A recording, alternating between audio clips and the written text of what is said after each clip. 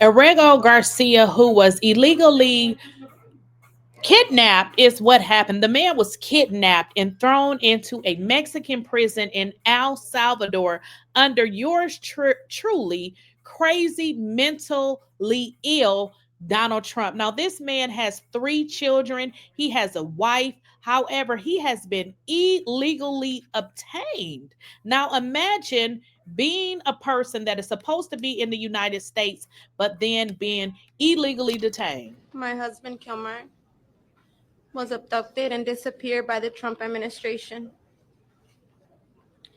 It's been 28 days since I lost on my husband. This so-called administration error has destroyed my family's happiness, my children's innocence. Kilmar, if you can hear me, I'm still fighting for you. How terrible is this, y'all? How terrible is this, to be illegally kidnapped? Y'all, this can happen to us. Like, this can happen to us citizens because it happened to him. So, regardless of what this lying president is saying, this man was supposed to be here. He was a legal citizen. Judges has already ordered the return of this man, and this messed up administration is not even giving a damn. Now is Reena Gandhi. She is the attorney for Kilmaro Garcia. Reena, thank you for being here. You're just now out of that courtroom. We read some of the quotes from what we heard from the judge. The judge is clearly was frustrated today, but what is your big takeaway from this hearing? Are you satisfied with what happened? Well, first, thank you for having me, Kate. To answer your question, if we're satisfied, we'll never be satisfied until Kilmar is back. So no, the fight's not over, but I do consider this day to be a win. We did get our expedited discovery granted, and we have a plan. So a win today, there is a plan going forward. I want to read something more. You heard it, but for everyone, for our viewers, the judge said today that every day Mr. Garcia is detained in CCOT is a day of irreparable harm. But it does sound like there are, at the very least, many more days that he will be spending there. I mean, what is the next step?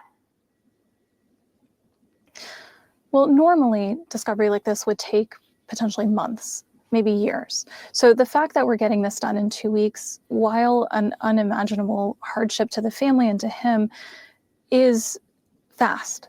It is fast. And what comes with this discovery? What is your anticipation? Let's say in 2 weeks, you're going to be back in court. And in this process, then what? Well, we're hoping that the administration will present their affiants, the people who provided information for those affidavits, will be able to provide more insight into what they can do, what they are willing to do, or what they're not willing to do. And from there, we can see the court potentially order contempt for not following through with what the Supreme Court has ordered, or take further action, sanctions, things like that. Do you think that the judge should have moved to hold them in contempt even today? I think that this is a highly politicized case, and the judge understood that by doing so, it would only raise tempers. Would it have been appropriate? Arguably, yes. But I think it was likely ultimately the right call to actually move this case forward. The judge also said in court that the administration's understanding of facilitate flies in the face of the plain meaning of the word. So what then do you think the government should be doing? Well, there are many things the government could do. There are many other cases from our clients as well that we've seen personally where the government helps to bring foreign nationals, legal permanent residents, US citizens back from foreign countries. We have a number of agencies, not just DHS, who are tasked with maintaining our foreign relations, who have contacts, who have liaisons who they can reach out to. The Supreme Court was clear. They must facilitate his release, not just his return physically into the United States, but his release. So what have they done to do that? I hope that's what we'll find through discovery. One of the things that we heard from the border czar, Tom Homan, today, and also others in the administration, is that if your client is brought back to the United States, they're going to move to just simply deport him again. Are you all prepared for that? Yes, 100%. However, bring him back and let's have the actual proper procedure that should have happened if this was their allegation. There is a proper way to remove someone's withholding of removal grant. That's not impossible, but he was not given that opportunity. They decided they were the judge for him, and they removed him without him ever seeing a courtroom.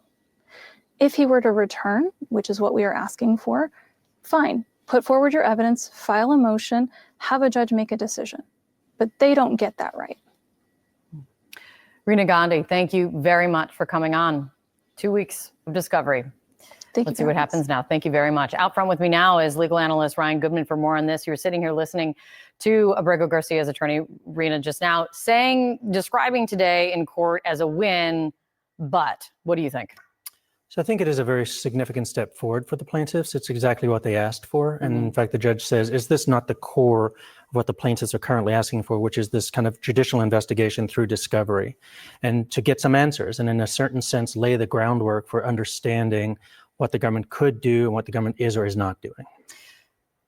Could this case, or does this case necessarily need to end up back at the Supreme Court? And if it does, does the Supreme Court need to be, I guess I keep describing it as like a little less vague in its wording this next time. What do you think? I think it'll end up at the Supreme Court regardless, because the Trump administration is going to try to bring it there. They maybe try to bring it there very early, in fact, saying that some of this issue of discovery and the questions being asked shouldn't be asked. So maybe they try to do that. But the Supreme Court already basically said these are the things that they need to answer to. So they could try that, but I don't think it'll die fast. And then the last one will be if she does, in fact, the district court judge, hold them in contempt. I think one of the most important parts of the order that she gave this evening is she actually points to one of the ways in which the United States government seems to have control over the matter. She says it's inexplicable that Abrego Garcia is still being held in CCOT. And she drops a footnote and cites the text that we do have from the written agreement with El Salvador that's being released by the Associated Press because they obtained part of the agreement, which says that they'll be holding CCOT, quote, pending the United States decision on their long-term disposition, end quote.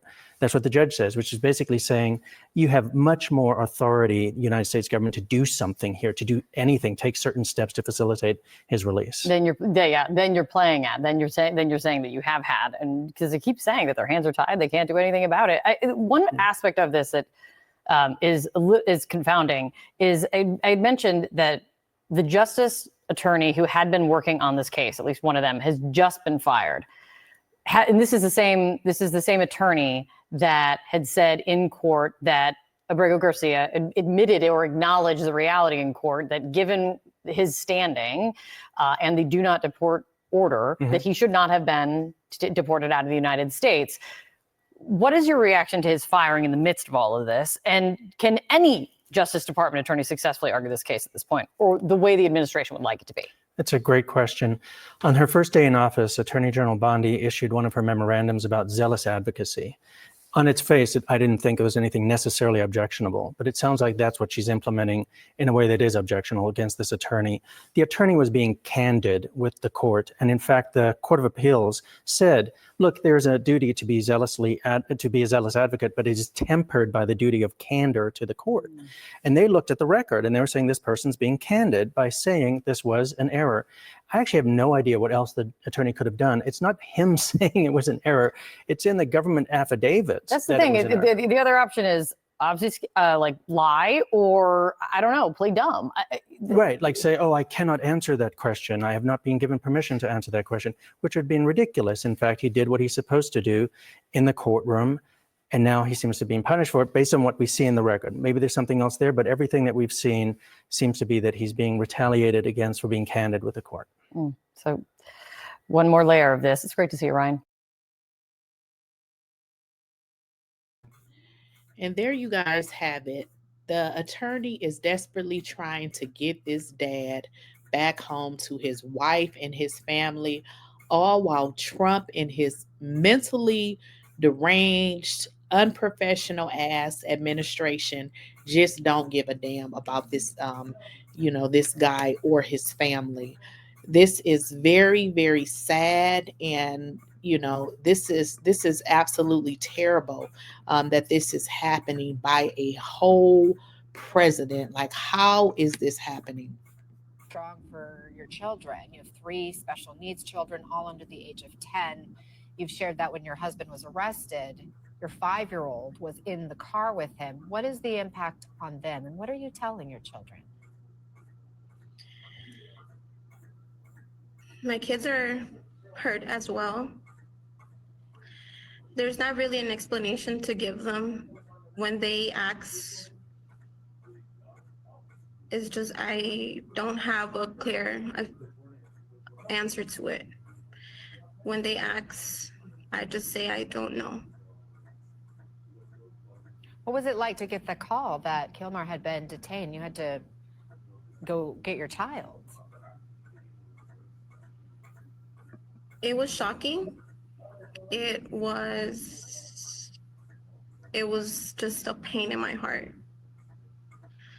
knowing that my son was with him and he witnessed everything. What do you want people to know about your husband? The kind of father he is, the kind of husband he is, the type of person he is. Yes, I want everyone to know that my husband is one of an amazing father, a loving father, a loving husband, an amazing husband. He's a very optimistic person, and I know that he wants me and the kids to be strong for him. What's your message to those who hold Kilmaro's fate in their hands? I want them to plead, to bring him back. I want to know when they will bring him back. Because my kids ask, when is he coming? And I don't have an answer. Wow, guys, that's deep. This administration has illegally deported somebody that was actually a citizen of the United States. This